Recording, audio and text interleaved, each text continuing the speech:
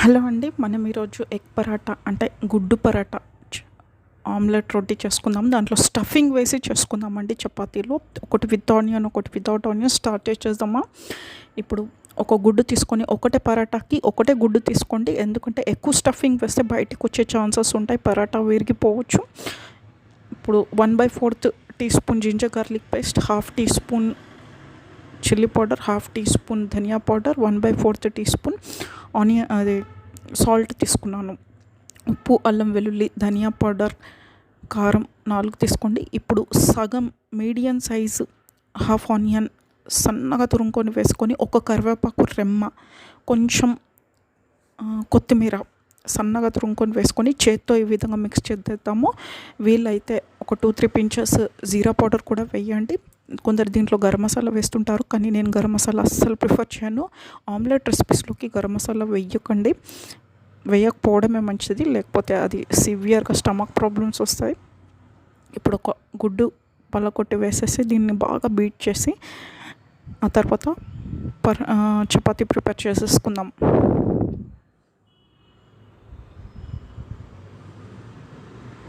ఇది స్టఫింగ్ అండి. ఇది స్టఫింగ్ లాగా పనికొస్తుంది. రెడీ అండి. ఇప్పుడు ఒక్క చపాతీకి సరిపోయేంత పిండి తీసుకొని, మీరు పేనం ఉంటే పేనం మీదనే వేసుకోండి. నేను పేనమే ప్రిఫర్ చేస్తాను, ఎందుకంటే అది థిక్గా ఉంటుంది. మందంగా ఉండడం వల్ల లోపల వేసే ఆమ్లెట్ స్టఫింగ్ ఏదైతే ఉందో అది బాగా కాలుతుంది, మగ్గుతుంది, ఉడుకుతుందండి. లేకపోతే నాన్ స్టిక్ ప్యాన్ మీద అయితే నేను ఎక్కువ ప్రిఫర్ చేయను.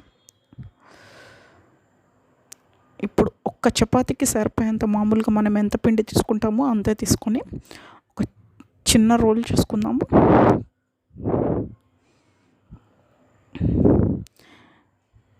చేసుకొని దాంట్లో నూనె రుద్దేసుకున్నామని, కొంచెం ఆయిల్, ఒక టీ స్పూన్ ఆయిల్ వేసి దాన్ని మీద రుద్దేసుకుందాం బాగా.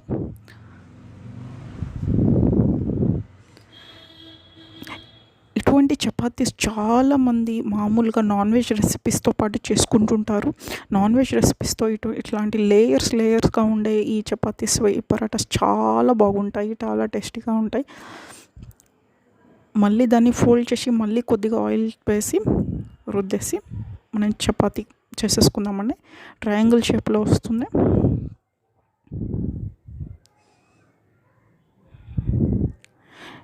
నేను మామూలుగా మనం రోజు తినే చపాతీ ఏ విధంగా ఉంటుందో అదే విధంగా చేసుకోండి. ఎక్కువ సన్నగా వద్దు, ఎక్కువ లావుగా వద్దు.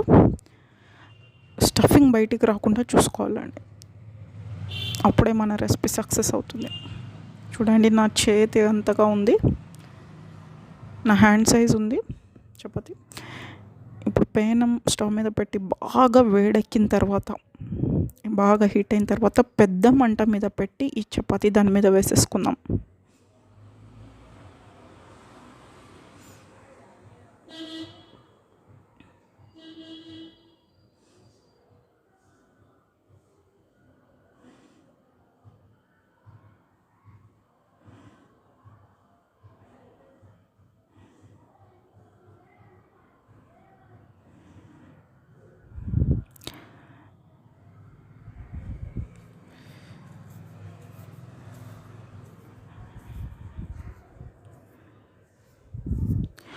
రెండు వైపులా 50% కాల్చాలండి.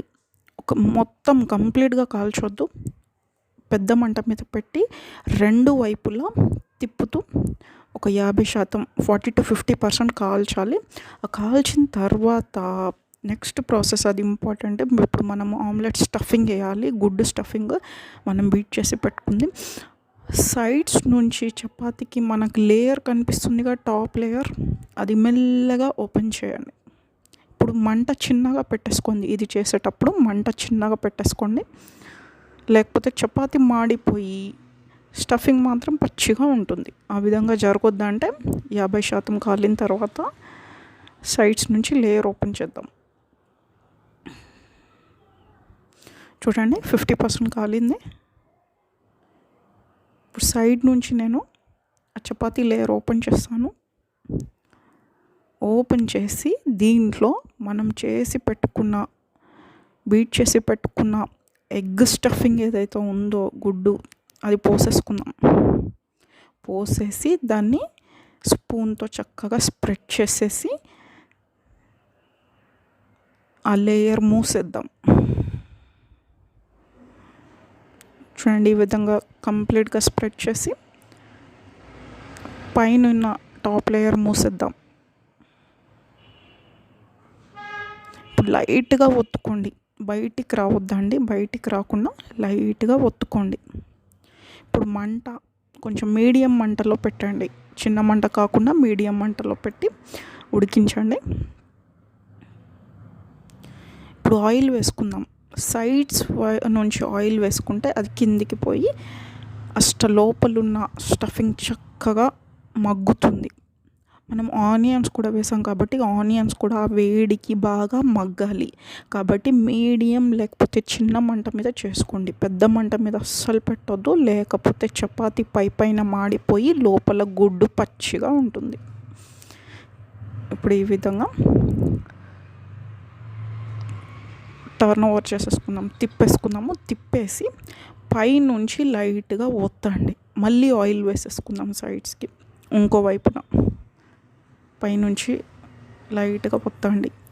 ఈ ఐటెం మీకు బ్రేక్ఫాస్ట్లో, లంచ్లో కూడా, డిన్నర్లో కూడా, స్నాక్ టైంలో కూడా అన్నిటికీ పనికొస్తుంది. పిల్లలు తినకుండా మారం చేస్తే వాళ్ళకి టిఫిన్ బాక్స్లో ఇది పెట్టినా వాళ్ళు చక్కగా తినేస్తారు.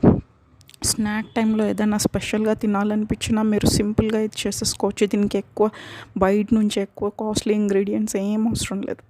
ఇవి రెండు వైపులా బాగా చేసుకొని ఒక్కసారి ఇట్లా లైట్గా ఓపెన్ చేసి చెక్ చేసుకోండి, అది కాలిందా లేదా, లోపల స్టఫింగ్ పచ్చిగా ఉందా. మీరు స్టఫింగ్ పచ్చిగా ఉన్నప్పుడు తీసేస్తే మాత్రం తినబుద్ధి కాదు, లోపల పచ్చిగానే ఉంటుంది. బాగా కాల్చండి. మీరు ఎక్కువసేపు కాలిస్తే క్రిస్పీగా అవుతుంది, చాలా సూపర్గా ఉంటుంది. మీరు ఇంకా క్రిస్పీగా కావాలంటే కొంచెం ఆయిల్ వేసి చిన్న మంట మీద ఎక్కువసేపు పెట్టండి, అప్పుడు క్రిస్పీగా అవుతుంది.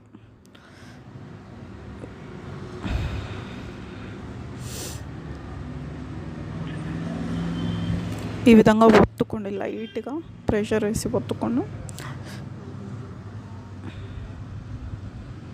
చూడండి, పూర్తిగా కాలిపోయింది. ఇప్పుడు దీన్ని ఒక ప్లేట్లోకి తీసేసుకుందాము.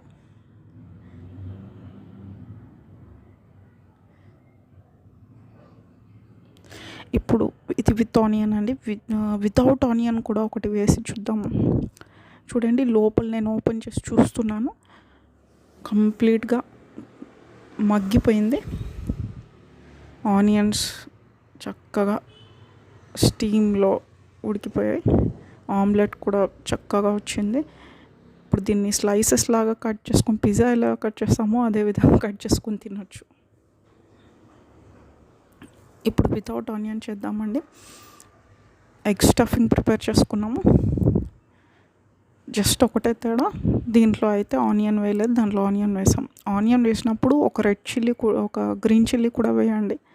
దీంట్లో గ్రీన్ చిల్లీ కానీ ఆనియన్ కానీ ఏది వేయలేదు. ఉప్పు, పసుపు, అల్లం వెల్లుల్లి, కారం, ధనియా, అంతే అండి. పసుపు ఒక చిటికెడు వేయండి చాలు. ఇప్పుడు ముందుగా చేసిన విధంగానే సేమ్ యాజ్ ఇట్ ఈస్ మనం మధ్యలో నూనె పెట్టుకొని ట్రయాంగిల్ షేప్లో చపాతీ చేసేసుకొని దీన్ని కూడా వేడిగా ఉన్న తవ్వ మీద రెండు వైపులా 50% కాల్చేద్దాం.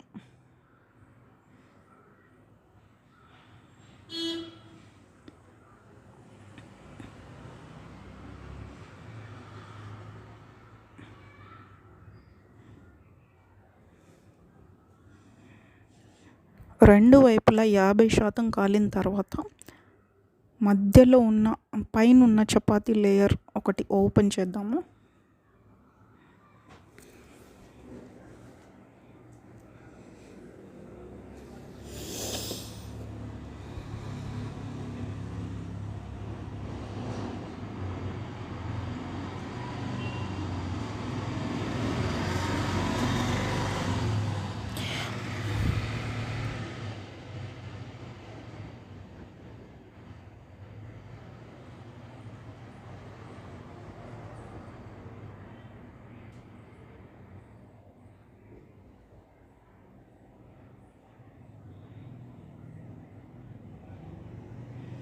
చూడండి చపాతీ పొంగుతుంది. ఇప్పుడు స్లోగా పైన ఉన్న టాప్ లేయర్ ఓపెన్ చేసి, ఒకవేళ అది చితికిపోయినా లైట్గా చిరిగిపోయినా మీకు బాధపడాల్సిన అవసరం లేదు. ఎందుకంటే మనం ఆమ్లెట్ పోసి మళ్ళీ మనం దాన్ని ఆయిల్ వేసినప్పుడు అది మగ్గుతుందండి, అది కవర్ అయిపోతుంది. నేను చిరిగిపోయిన పార్ట్ వేరే వైపు వేసాను. చూడండి నేను ఎగ్ స్టఫింగ్ స్ప్రెడ్ చేసేసుకుంటున్నాను. ఇప్పుడు పైన లేయర్ వేసి,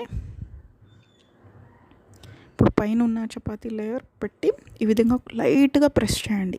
మంట పెద్దగా పెట్టండి, లైట్గా ప్రెస్ చేయండి. అది కొంచెం నలిగిపోయినా ఏమి ఇబ్బంది లేదు. లోపల గుడ్డు మగ్గిన తర్వాత అది అతుక్కుంటుంది, దానంతలో అదే అతుక్కుంటుంది. ఇప్పుడు నూనె పోసుకుందాం, సైడ్స్కి ఆయిల్ పోసేసుకుందాము. మంట మీడియంలో పెట్టుకుందాం. ఆయిల్ పోసేసుకొని దీన్ని తిప్పేసుకుందాం. లైట్గా ప్రెస్ చేయండి, లైట్గా ప్రెస్ చేసి, కానీ బయటికి రాకుండా చూసుకోండి. ప్రెస్ చేయడం వల్ల అవి అతుక్కుంటాయి, చక్కగా అతుక్కుంటాయి. మీరు సైడ్స్లో అతకబెట్టాలా అన్న ప్రాబ్లం లేదు, సైడ్స్లో అతకబెట్టే ప్రాబ్లం లేదండి. ఎందుకంటే మనం గుడ్డు పోసి పైన లేయర్ వేసేస్తే దానంతలో అదే అతుక్కుంటుంది. చూడండి తిప్పేసాను, చక్కగా కాలింది, బ్రౌన్ కలర్లోకి వచ్చింది, క్రిస్పీగా అవుతుంది. మీరు ఇంకా ఎక్కువ క్రిస్పీగా కావాలి, పూరి టైప్లో కావాలనుకుంటే మీరు ఒక 5 minutes లో ఫ్లేమ్ మీద మగ్గనివ్వండి. లోపల కూడా చక్కగా ఆమ్లెట్ స్టఫింగ్ మగ్గుతుంది, ప్లస్ పైన కూడా చపాతీ క్రిస్పీగా అవుతుంది.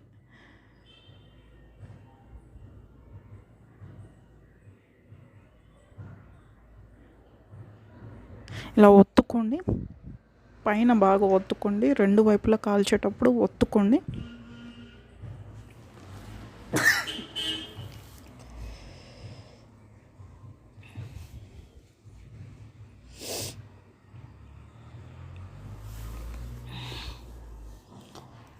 కాలిపోయింది, ఇప్పుడు తీసేసుకుందాము. ఈ విధంగా మీరు విత్ ఆనియన్ లేకపోతే వితౌట్ ఆనియన్ చేసుకోవచ్చు. చూడండి లోపల కూడా తీసి చూడండి, మీరు చెక్ చేయండి మధ్యలో ఆమ్లెట్ కాలలేదో అనిపిస్తే. చూడండి కంప్లీట్గా స్టఫింగ్ అంతా కంప్లీట్గా స్టీమ్ అయిపోయింది, చక్కగా ఉడికింది. ఇది బ్రేక్ఫాస్ట్లోకి, స్నాక్లోకి చాలా బాగుంటుంది. తప్పకుండా ట్రై చేయండి. మీరు తప్పకుండా లైక్ చేస్తారు, డెఫినెట్గా లైక్ చేయండి, సబ్స్క్రైబ్ చేయండి, షేర్ చేయండి. మీ ఫ్రెండ్స్ ఎవరైనా ఉంటే వాళ్ళతో ఈ రెసిపీ షేర్ చేయండి.